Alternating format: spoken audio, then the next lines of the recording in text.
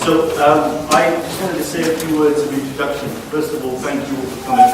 I'm sure you'll all agree that the postdoc lecture is really the highlight of this BRI seminar series. And you know, it's a great pleasure to say a few words about Denise and also about the lecture. So the lecture is named, the slides just disappeared, but anyway, the lecture is named after Professor Arnold Scheibel, who was a neurobiologist at UCLA, who was a professor from 1955 onwards until he retired a few years ago. And this is sort of named after him in recognition of his work, his scientific work at UCLA, also his sort of service to UCLA and his leadership. He was director of the BRI for many years. And also particularly because he was a fantastic teacher involved in outreach and trying to teach about neuroscience to local school kids and also to undergraduates and graduates. And it's because of all of these reasons that this lecture was named after him a few years ago. And I never met him, but from what I can understand from meeting with other people, he was an outstanding colleague and an outstanding professor at the university. So I know he's going to be watching this, so I just wanted to say hello to him on behalf of all of you, and also to thank him and to salute him for his work at UCLA. So each year a call goes out to faculty to nominate a postdoc to receive this award. There's one for a student as well, that happens next year. And each year the competition is very stiff, and it was stiff this year too.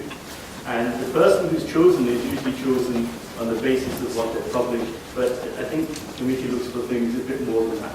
And the kind of things they look for is a person who shows an idea of leadership, maybe somebody who shows a passion for what they're doing, and somebody who's really interested and has that spark that we all know exists but is hard to find.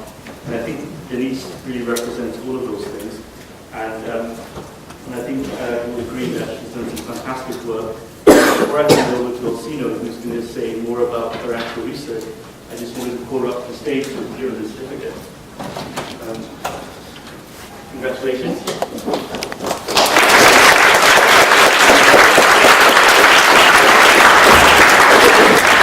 I'll pass you over to Alcino, who's going to say a few more things about the project and what the institute is. Well, actually, I will tell you a little bit about what Denise did before she came to the lab. I will leave it up to her to talk about her project because, as you quickly see, she's a great speaker. You know, Denise was born in Shanghai, actually, and she came to this country when she was 5. She did an undergraduate at UCSD, and even as an undergraduate, she did really interesting research. She used computational models, you know, to look at human behavior, and I think she published a paper on this. She followed on and did graduate studies at UCSD, and she worked with none other than 3 different laboratories, actually. Stefan Anagnostakis was an advisor, and with Stefan, with Sarah Madwick, and with Timothy Rickard, she worked on the role of sleep in a variety of phenomena, including creativity and memory. She published a lovely paper where she showed that REM had a critical role in creativity and not so much just general incubation itself. But the focus of her work was really on the role of sleep in memory consolidation in both in people and rodents. Then she took the only misstep in her career, which was to come to my lab. And we're very fortunate that she did come to the lab. In our lab, she has had an enormous impact on just about everything that we do. She's incredibly generous. And I don't think there's a single project that we've had in the lab in the last few years that Denise hasn't had either a direct or indirect role in it. In my lab, as you will see, she chose to work on how memory allocation has a role in linking memories across time. And this is a deeply original, deeply creative project, and I think you'll probably be as enthusiastic about it as I am after you hear it from her. She has incredible organizational skills. I think half of the audience right now are probably her undergraduates. She has a very large team of undergraduate students, and she does an incredible job at organizing, motivating them, and teaching them science and having them work effectively. It's really incredible. She taught our lab how to integrate undergraduates into the workflow of the lab. She's really incredible. What can I say? You know, Denise is a force of nature. You know, she really is. One of the most common things that people say in the lab is that she bends space and reality around her. She somehow manages to get things done in ways that other people usually can't. While she was doing a great deal of work, she got married and had not one, but 2 kids. So, incredible, yeah.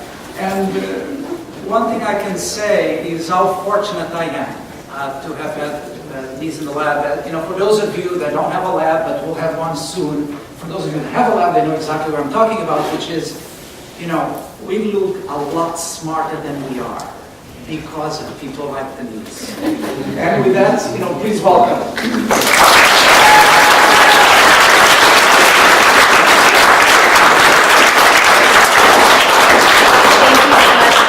Very kind and generous introductions, following Alcino and stuff. Thank you, Dr. Scheibel, for this award. Can we get some help with the? I could give a chalk talk, but I would prefer to actually show you some lovely pictures.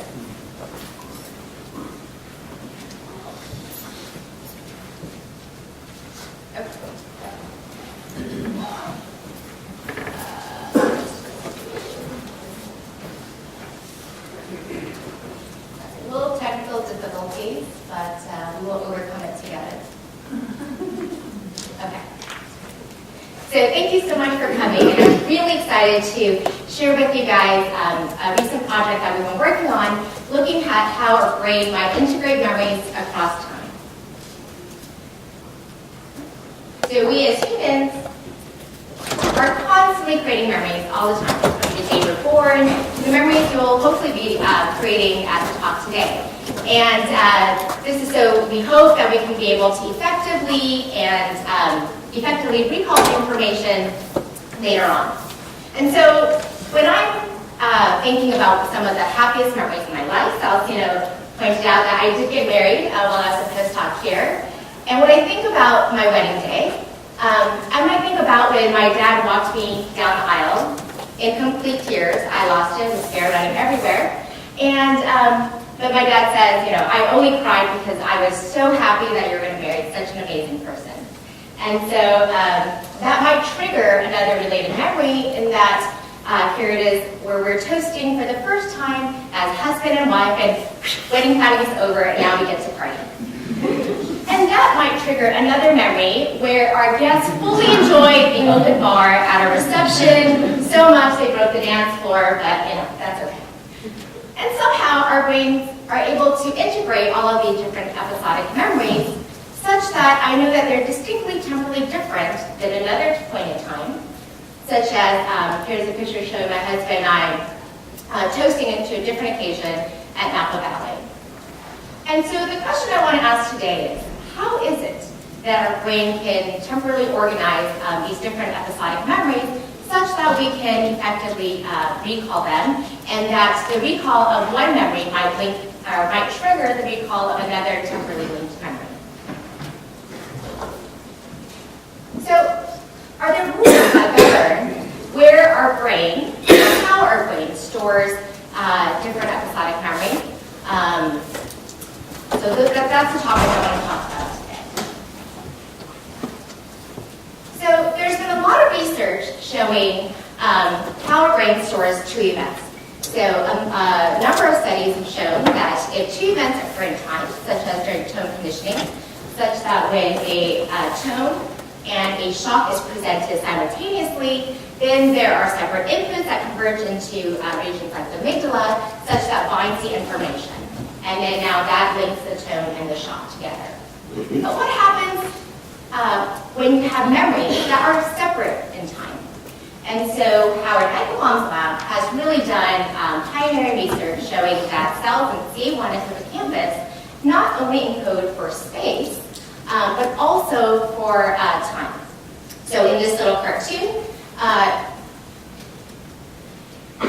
we see the rat is exploring this object for a couple seconds, and the rat is going to enter into this little hallway while he waits before experiencing a second event. And during this delay period, the cells in hippocampus will fire in sequence, holding the time during this delay period. And so this is a mechanism that may be encoding sequence of events that occurred on the order of seconds. But in the example that I gave you today, I go back to the question of how is it that we can remember distinct, separate episodic memories and integrate it into our brain such that they seem temporally bound and distinct from memories that are less close in time. So we don't know a lot about how our brain integrates multiple memories, but we do know a lot about how the brain integrates a single memory.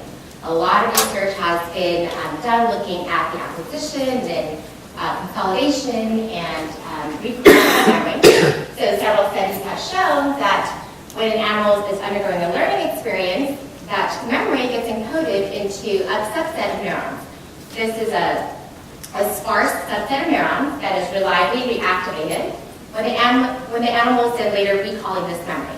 And this phenomena seems to happen across different regions of the brain, including hippocampus and amygdala. So one of the questions in our lab is we want to ask, why is it this particular cell gets to encode the memory and not its neighboring cell, which seemingly have very similar inputs? So really, seminal work done by Sheena Jocelyn when she was a postdoc in our lab, and she continued to carry out this work in her own lab down in Toronto. What she did was she took a viral vector, CREB. CREB is a transcription factor that is very important for learning memory.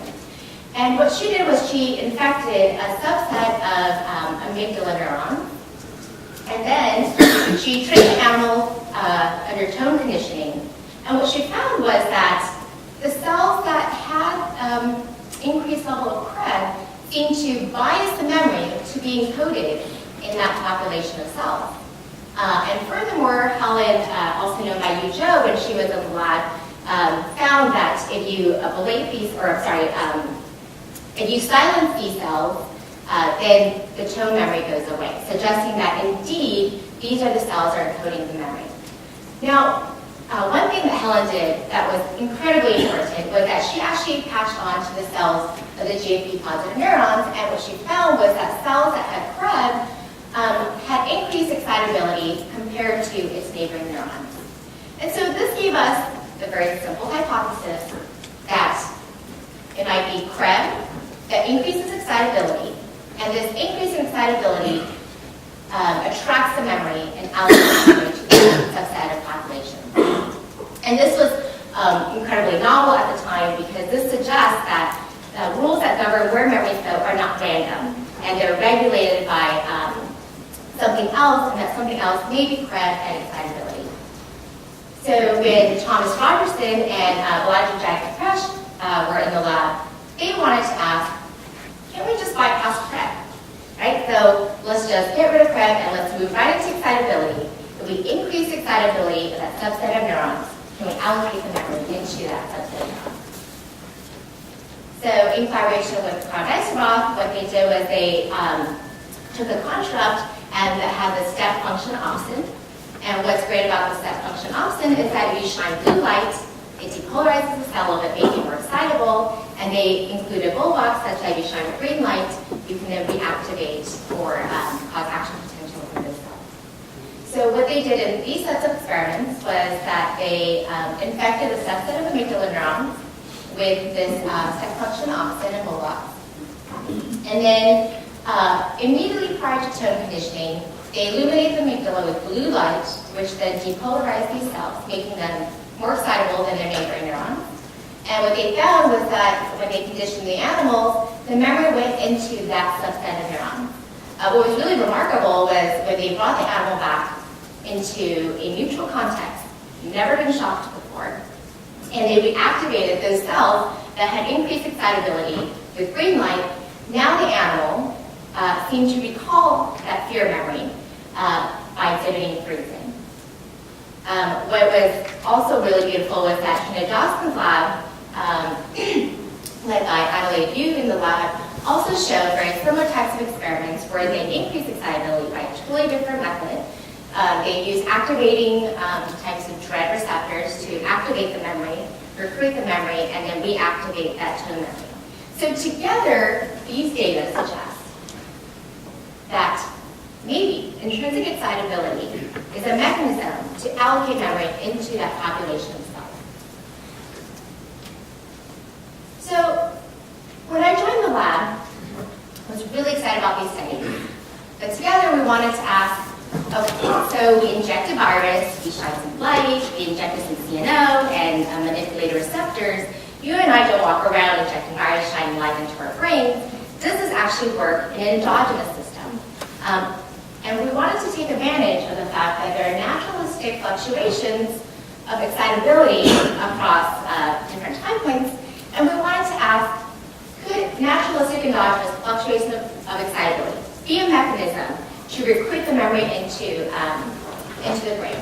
And furthermore, we wanted to ask if this may be a mechanism to actually link memories across time. So, really important work done by the labs of John Disterhoff and others have shown that after learning, there are increases in excitability in a subpopulation of cells. That comes up on the order of hours and returns to basal levels across days. So now this very simple cartoon gives us a framework in which we can test some of these hypotheses about excitability and is this a mechanism to link memories. So one of the first things we wanted to do is to make sure that in our own hands, with our manipulation, we indeed are increasing excitability in this subpopulation of cells. So we, in collaboration with Mark Mayford, using his peptide system, Jeremy Dion and Mark Tuzinski's lab at UCSD did some physiology for us. So in that experiment, we exposed animals to a context, and we waited 5 hours later. And what Jeremy did was he patched onto cells so this is a CFOS-driven GFP that is very stable. And so what he found that when he patched onto the cells that were part of the memory trace are labeled with GFP, indeed there was increased excitability in those cells compared to their neighboring cells. So this gave us a framework to test our predictions. All right. So this model makes some very easy predictions. So the first prediction we wanted to test was if after learning there are increases in excitability, let's say on the order of 5 hours, we wanted to ask if during this time we then introduced a second novel context. If the excitability allocates the memory, then we might expect that there would be a higher level of co-allocation or an overlap of the neural ensemble. And for simplicity's sake, I just made it here. I'm going to do an overlap, although that's not what we will see in the brain.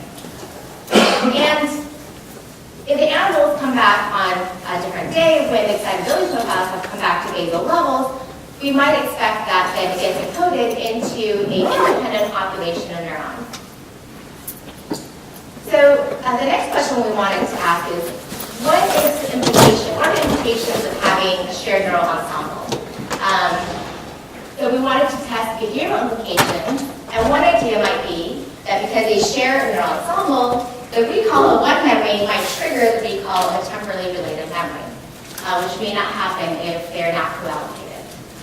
Another hypothesis we wanted to test is that if they're sharing an overlapping population neuron, then you might expect that the plasticity-related resources in one neural ensemble might actually be able to be shared or affect the modulation of the strength of the other memory.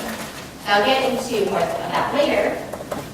And then the last prediction we wanted to test is that I know this has not happened to any of you in the audience because you guys are all so young and youthful, but unfortunately as your brain gets older, many people have shown, including our work in our own lab, have shown that in the C1 region of the hippocampus, there's decreased excitability, and specifically there is decreased excitability after learning, or there is not as robust of a learning-induced excitability. So we wanted to test the hypothesis that if there's decreased excitability in these older animals, does that disrupt the linking of memories across time? Okay.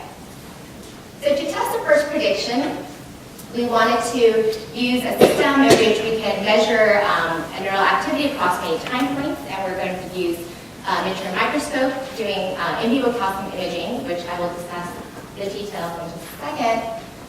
But as with any system, there are limitations, and so we really wanted to find convergent evidence across multiple techniques to kind of give us an idea of this, how robust this effect is and whether it's real.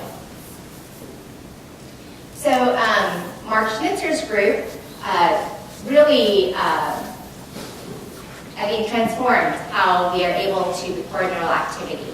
And so what they did was they took this big tabletop epifluorescence microscope that's maybe bigger than me, and they took the essential components and they made it very, very small and very, very light. And so in 2011, they published a Nature Methods paper, which was really transformative, and they took the system, or they developed the system in which now we can record activity, particularly in mice, because the entire microscope or the imaging system is on top of the mouse's head. For several reasons, we were really interested in developing our own version of the imaging microscope system. And I really have to thank Paul and Kamon and Alcino for leading the charge to develop an open source miniature microscope system here at UCLA. And one of the advantages of developing this our system is that it makes it very, very affordable. And so you can, we make these in the lab all the time, and you can make one of these for a few $100s. And that way now you have access to a lot of the microscopes for your experiments. And the other benefit is that now we can adapt the microscope to our needs. So we wanted to look at cell type specific labeling, and so now we can look with different colors by taking the filters in and out. And so this gives us a lot of flexibility. And what's nice is that because we're using just a CMOS sensor, which is what's probably in your cell phones, it makes this very cheap. So here's an example of an animal, one of the experiments. He's exploring the environment, and there is a bright LED on the top of his head in which we can use to track locomotion. On the upper right-hand corner, you see the raw image, and you might see a little bit of motion, which we can correct by taking the vasculature and then aligning the frames to the vasculature. Once we've done that, we can then take the change in the fluorescence, which is the delta F over F on the bottom right, and now we can look at neural activity in clearly behaving animals. Okay, so when we use this technology, we have to inject a GCAMP virus, and so here we're using GCAMP6F with the synapsin promoter. We inject it into the dorsal CA1 of the hippocampus. Then we implant a grid lens, which we use as our objective. And now the animals are going to explore 3 different contexts separated by 7 days and 5 hours. And now this gives us the ability to test within a single animal whether the neural ensembles between these 2 experiences might be more similar than across a week. Here is a representative animal. So what I'm showing you here on the top row is just the raw image of the main frames for each of the sessions. And so what you can see is that you can see the same vasculature across the 3 sessions, and we can use that to align the images. And Daniel Harmoni in the lab, did I already say he developed this technology and engineered, oh, I'm so sorry, Daniel Harmoni gets a lot of credit for this. He is a brilliant postdoc who engineered this technology at UCLA. He also developed all of the software acquisition as well as the analysis software.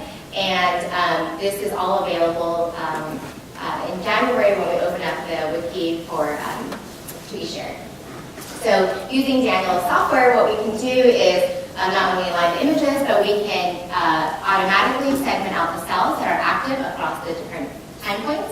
And so at the bottom row, what we're showing here, so we just rainbow define for you. so that it's easy to see the cells apart from each other. And so what's important is that in this experiment, there are no difference across the 3 sessions. So there's the same number of active cells active in each of the 3 sessions. And so the real question is, well, what is the overlap between these 2 contexts versus these 2 contexts? And so here, for the represented animal, what you can see is cells that overlap in both B and C seem to be much higher than A and C. And these are the summary data for all of the animals. And so what was really surprising is that up until now, most studies have shown that when animals are experiencing 2 distinct contexts, they go into a different population of cells. And what we're doing is we're varying the time interval in which they're experiencing these 2 different populations of cells and moving the overlap or the co-allocation by moving the time window. So, as with all techniques, there are limitations. As I said before, to do these experiments, we have to implant the Grin lens, the glass tube above the hippocampus. Now, some of you might say, oh, cortex is important for spatial memory, it's not just inhalation. And so we wanted to use a system in which we do not perturb the brain, and the animal does not require any surgery. So we turn to our Baker's TED system. So in this system, it allows us to have a snapshot of active cells at 2 different time points using immediate early genes. So in this little cartoon, the timestamp is regulated by doxycycline. So when the animals are taken off doxycycline, then when cells have CFOS, then it introduces a GFP that is persistent and long-lasting, lasts for at least a few months in the animal. And then when you want to look at a different time point, you put the animal back on dox, and then you can now stain for immediate early genes. So to test the co-allocation of the 2 memories, what we did was we exposed animals to a novel context while they were off doxycycline. We tagged active neurons with GFP here. We put them back onto high dox, and we waited 5 hours or 7 days later, in which then we exposed them to a second context, and now we use immediate early gene ZIP to label cells that were active. What's really nice about this system is that we have access to the total number of cells. Unlike with calcium imaging, which we only know which cells are active, we don't know which cells are inactive. And similarly, we merge the cell population and we look at overlapping population of cells. So importantly, there's no difference in the amount of GFP between 5-hour and 7-day. There's also no difference in the amount of ZIP between 5-hour and 7-day. Now, there was a difference in the amount of GFP and ZIP, and so what we did was to normalize for that, we looked at chance. And this is very common, commonly used in the field, and chance is just the product of GFP and ZIP. And so if the memories are co-allocated or biased to a similar neural population, then you would expect that measure to be above chance. Whereas if they were into 2 independent populations, you would expect it to be at chance. So, consistent with what we found with the in vivo imaging studies, we found that indeed at 5 hours, there was higher co-allocation of the 2 memories sharing the neural ensemble. And what was very important was that we also replicated what other people found, which is that across a week, 2 different memories go into 2 distinct populations of neurons. So these studies suggest that memories within a window of 5 hours, maybe due to increased excitability, are indeed co-allocated to a similar population of neurons. And now, here's the fun part. All right, so the question is, who cares? Why does it matter, right? So they go to the same neurons. So we want to ask, what are the behavioral implications of that? One hypothesis is that because they share an overlapping population of neurons, the recall of one memory might trigger the recall of a second memory in which share neurons. And so to test that, we turn to some behavioral assays. So similar to the calcium imaging experiments that I'm showing you here, there's 3 groups. And what we do is we bring them into the context, 3 different contexts, separated by 7 days, 5 hours. So this is very reminiscent of the calcium imaging experiment that I showed you before. But to get a behavioral readout, what we do is we bring the animals back, and now we shock them into that context, or shock them in that context, and then we take them out. And so now we ask, how do we link these memories? You might expect that we test them in the blue box, the box in which they were shocked. You might think, oh, Chicago, I was shocked in this box. I'm going to freeze because I'm scared. And freezing, again, is the mouse's natural defensive behavior. Now, what happens if the animal enters the red box? Never been shocked there. They might recall the red box, but because that's neurally connected to the memory of the blue box, they might think, oh, Chicago. So the trigger of that second memory might induce fear. And so what we found here was that when mice were put into the shock context, they froze normally. When we put them into the context in which they were never shocked, but linked by 5 hours, we see a similar level of freezing to that context. And we see that they don't just generalize, they don't just freeze to any context because they freeze less to the context in which was not co-allocated. And so now, so what I showed you here was at the time of recall, we think that there may be an overlap with that neural ensemble. So to test that, we turn back to the calcium imaging study, and so we implant or give the virus, implant the lens, and then now mice are exploring one of 3 contexts. Now for these studies, they're all it's all within subject.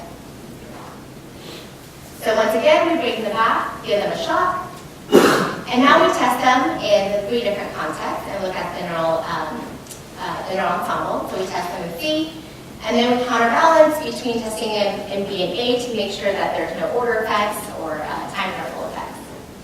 And what we want to look at is what are the neural ensembles, what is the overlap of the neural ensembles here?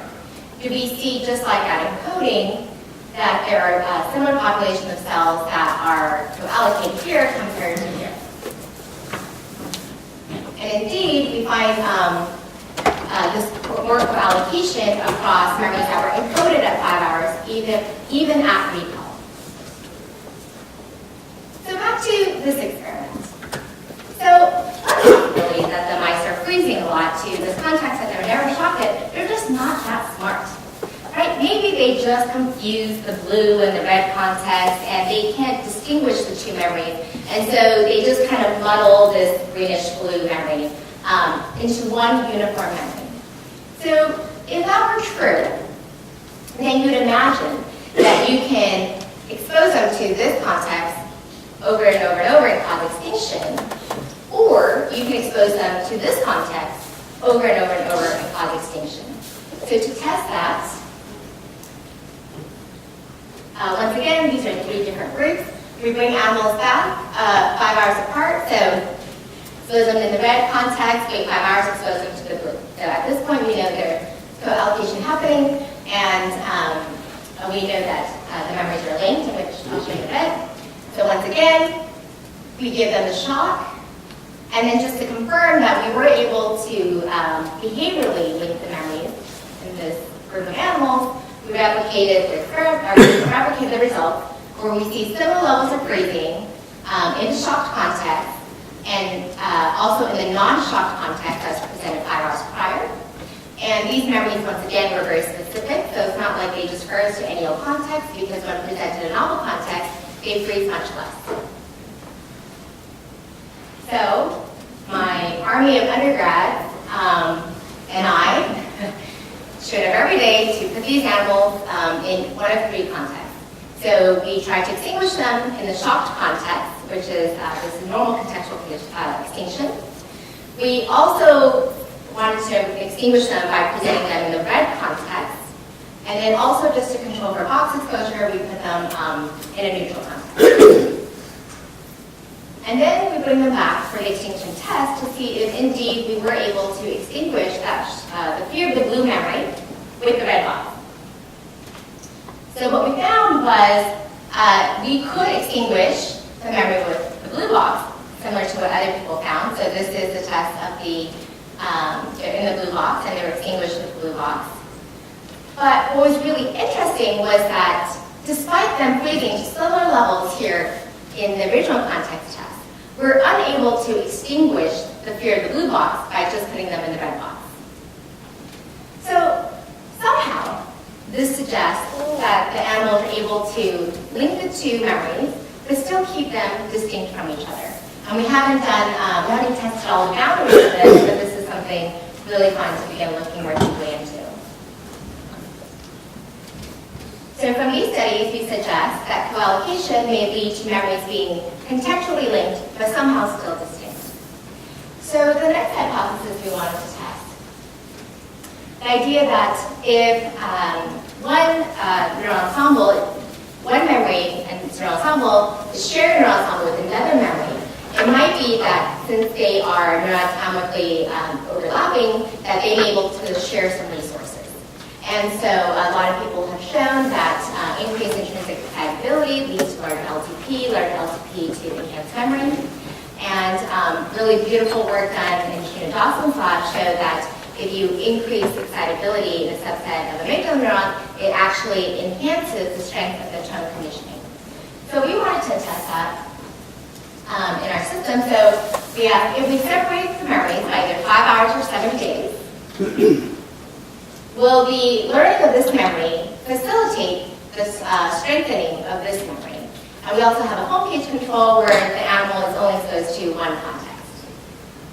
So once again, we bring them back and we give them the shot. And now we test them in the second context.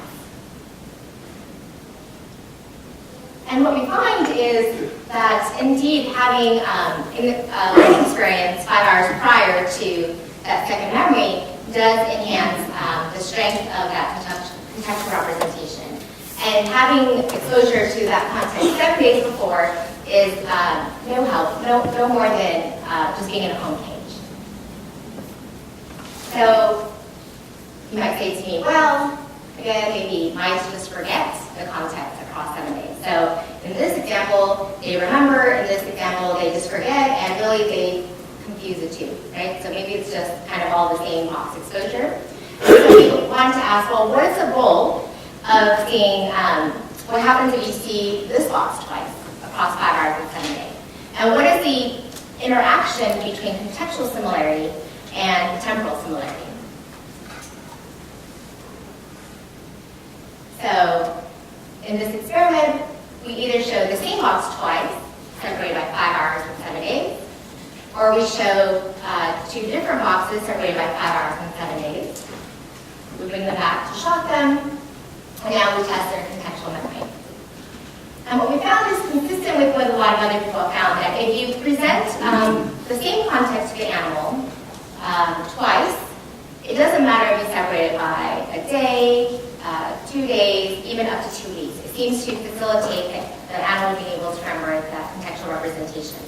However, if you separate by 5 hours or 7 days, you only see the facilitation when we think there's interaction with co-allocation. And so these data suggest that by sharing an overlapping population of neurons, one memory has the ability to affect the strength and modulate the facilitation of another memory. So lastly, we want to ask, well, what happens in the aging brain? Now that this is not affecting any of us, but one day when we get to that age, where we have decreased excitability and stage lines, are we going to have disruptions to our memories being linked?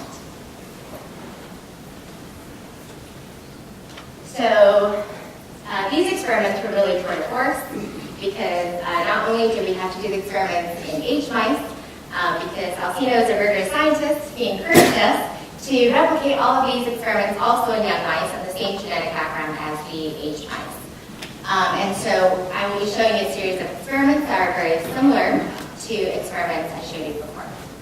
So in this experiment, we also chose, we wanted to look at middle-aged mice, and that is because as the mice get very old, we see lots of cognitive deficits, but we wanted to look at the time right before they started having cognitive deficits, and I'll show you some of those data in a bit.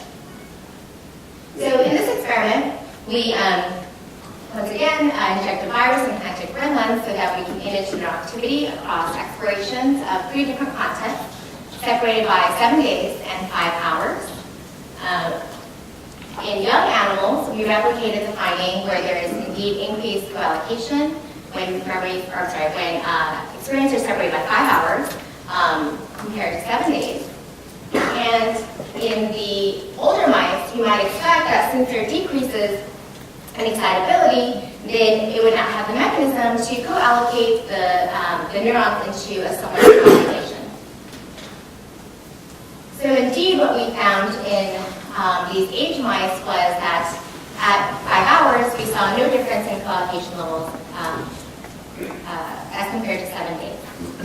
So this makes an interesting prediction. If we don't see high levels of co-allocation here, then that suggests, according to our model, that we should not see the linking between 2 memories at 5 hours behaviorally.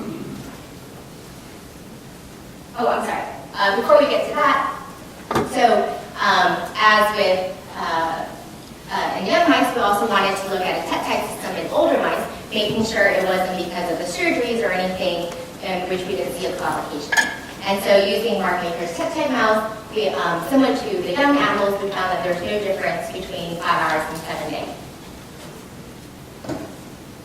We also wanted to make sure that it wasn't the animal's inability to recall a memory, right? So maybe the animals just can't reactivate those same cells at 5 hours. And so in this experiment, we had young and aged mice where we had them learn a context and brought them back at 5 hours to recall that context. And we looked at the neural reactivation at recall, and we found that in old mice, they performed or the neural reactivation are at similar levels as young mice. So that suggests it's not because of their inability to reactivate those cells. Okay, so now to ask, if we don't see coallocation, are we also not going to, what happens to the behavioral linking experiment? So in this experiment, it might look familiar. What we do is we pair the box exposures by 5 hours. We bring them back 2 days later, give them immediate shock, and then we test them in 1 of 3 contexts. So similarly, in young mice, we replicate the finding that mice indeed transfer their fear to the red box, despite never being shocked in that box. And we do not generalize this to a novel context. So interestingly, in aged mice, what we see is that they can learn the fear, but they don't generalize the fear to, or they don't transfer the fear to the red box or to the novel environment. And something that's really interesting in these data is a lot of people have suggested that in the age brain, we overgeneralize. And so if you look at the comparison, so it's not that in these mice, they just overgeneralize to contexts that happened in nearby proximity, but they seem to generalize a little bit more even to this novel box than in young animals. And I don't know, this is speculation. This might be a compensatory mechanism in which, because it's in age brains, you're not linking memories across that are close in time. Maybe to compensate, you just link a little bit more memories, right? So you saw that there's coyote urine if you're a rodent, and then later on you're going to see a predator. So it's just better to, let's just kind of link them all together, right? Because that might be safer. But again, this is pure speculation. So the other hypothesis is that if you decrease coallocation, now you do not have the abilities for the neuron ensembles to interact in the same way, and you might expect that because there's not increased excitability, you will also not get the increased facilitation of that second memory. So in this experiment, once again, we expose animals to either 2 contexts separated by 5 hours or 7 days, and then we also have home cage control. We bring them back for a shock, and then now we test them in the context. So in young animals, what we find is that we replicate previous findings where indeed we do see a facilitation when the memories are separated by 5 hours and not 7 days. And interestingly, increasingly, in the older adults, we do not see this facilitation.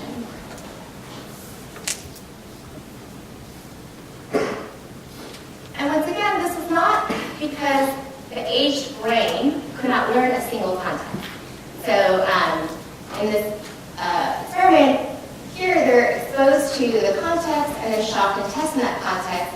And with a single context, they're able to learn to similar levels as young mice. And these data suggest that it's not just, a general cognitive dysfunction, but something more specific that has to do with linking of memories across time, maybe.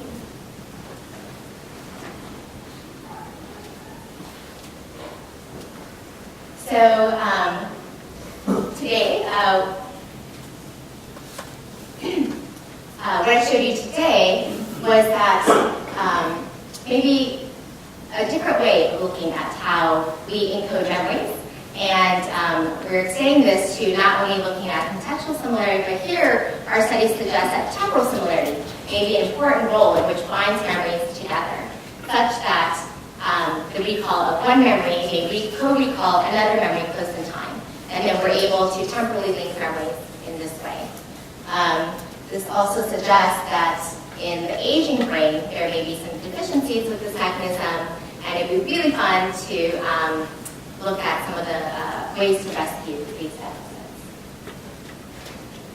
So we think that this may be a global mechanism for how we link memories across time, and how it is that I can recall these events forever, hopefully, and know that these memories are separate from other memories.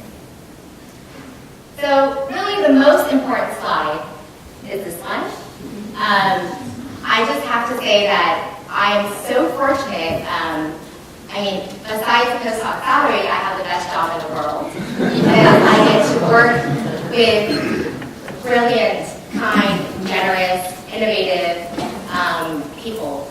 And I really have to thank Daniel Aharoni, who is the engineer, computer programmer, optical physicist / extraordinaire, who engineered a lot of our limited microscope and developed all of the software that goes with it. I would like to thank Tristan Schumann, who is not only the handsome groom modeling in my wedding pictures, but he is also, he helped with all the imaging and the tectonic experiments. I have to thank Justin Scho.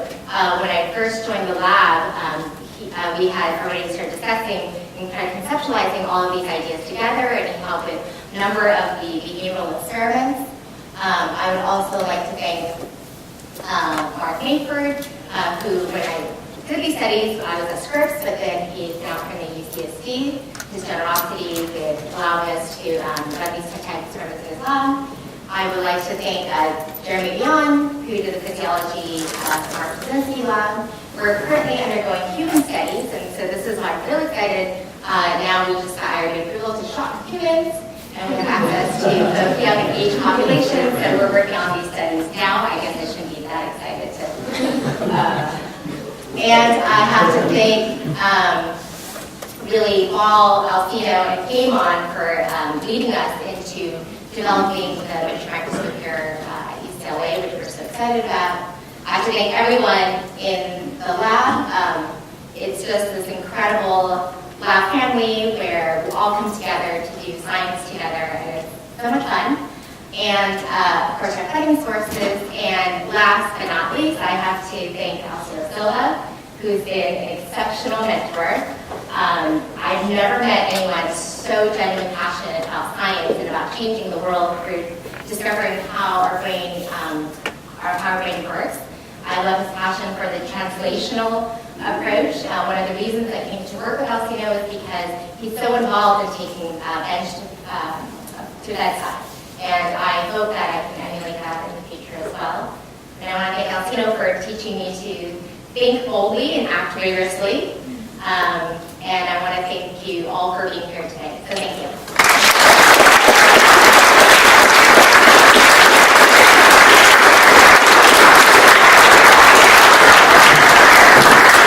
We're happy to take questions. Okay, questions?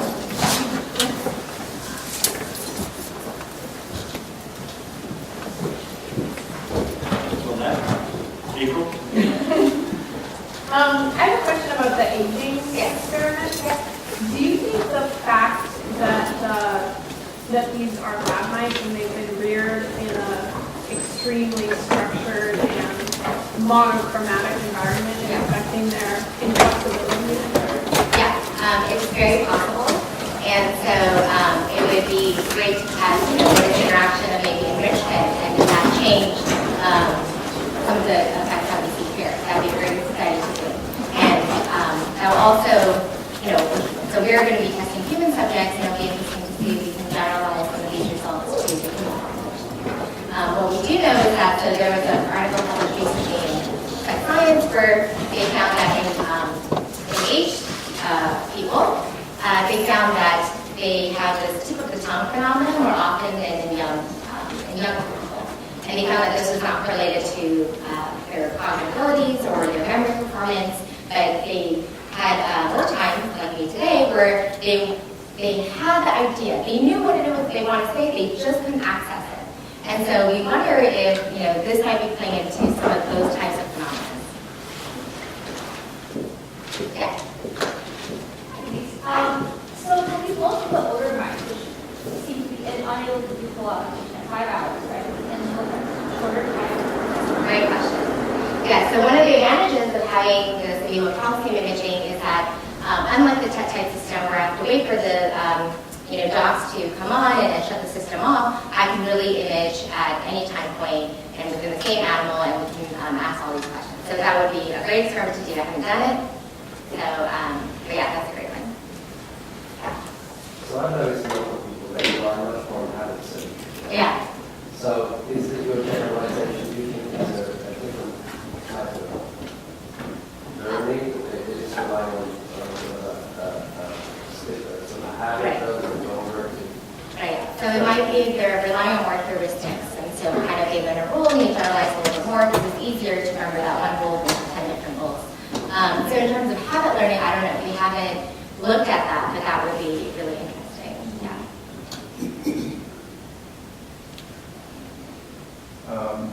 So I have one, maybe two questions. First one is, so what happens, how much overlap is there if you were to just image in one context, 5 hours versus 7 days? Is there kind of an overlap just, Yeah. So we have some preliminary data on that. And so we're still running those experiments now, so I don't want to comment too strongly, but we definitely know that across 7 days,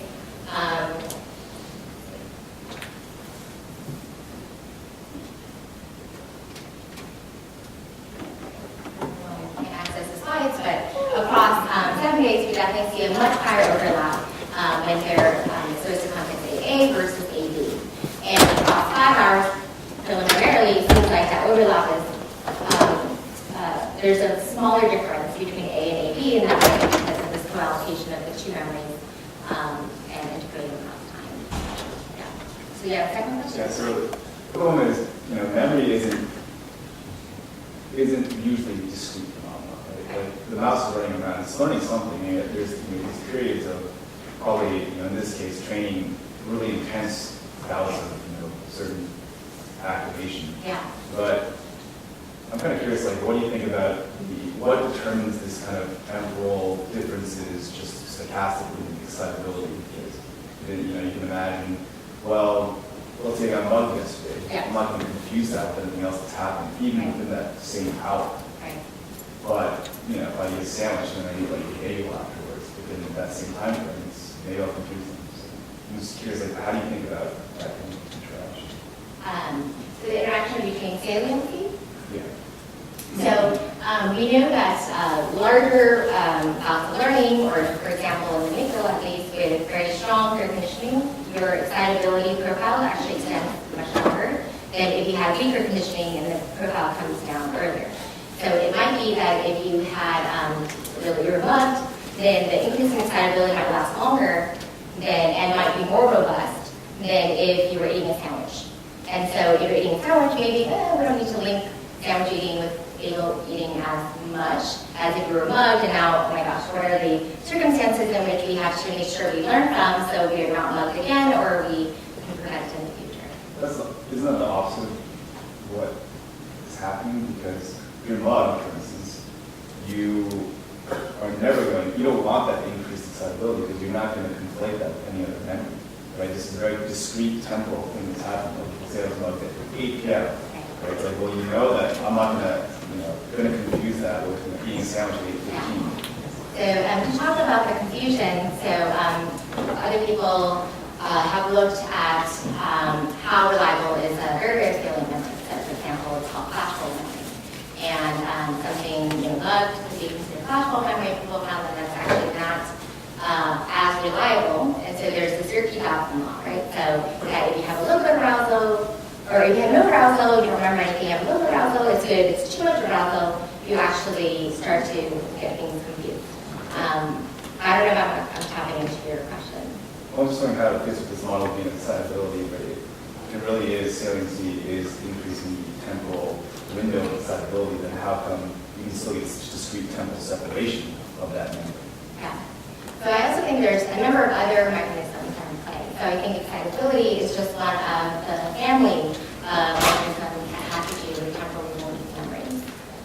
So people have shown, Laura Rangel from Andrea Chiva's lab has shown that neurogenesis is a way in which pushes memories out and kind of groups memories across weeks. Other people have looked at, well, I guess, yeah, that's just starting that comes to mind.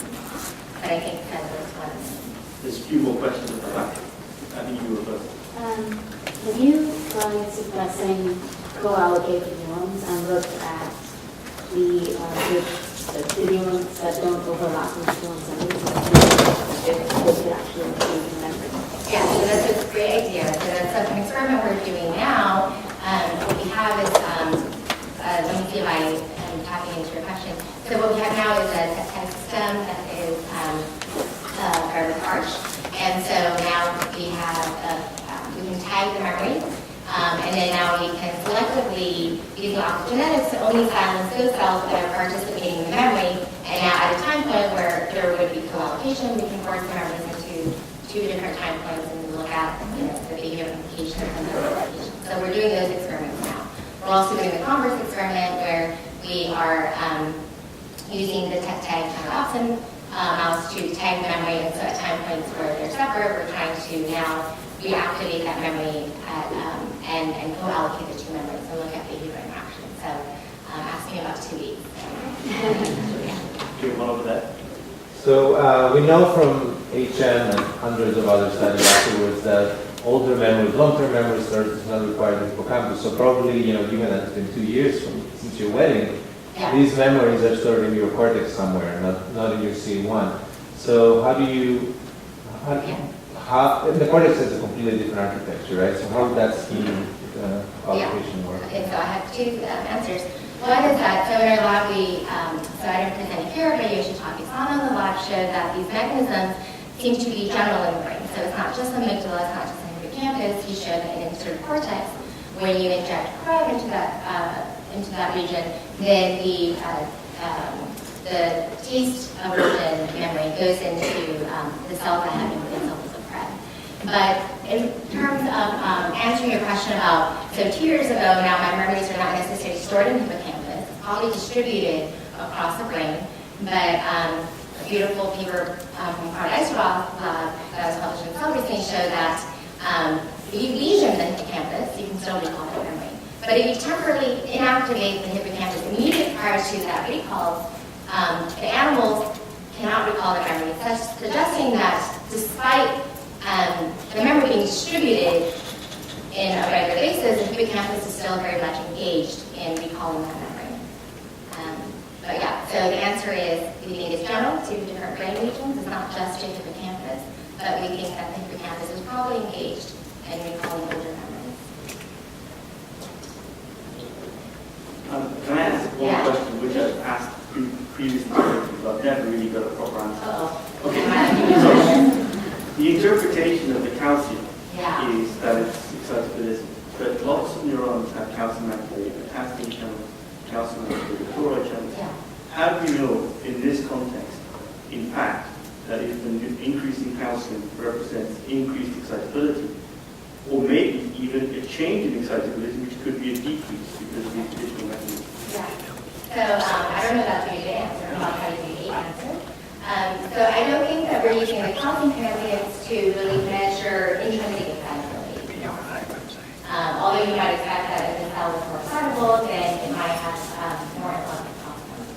But here we're using calcium transients as a proxy for cells that are being encoded into the memory.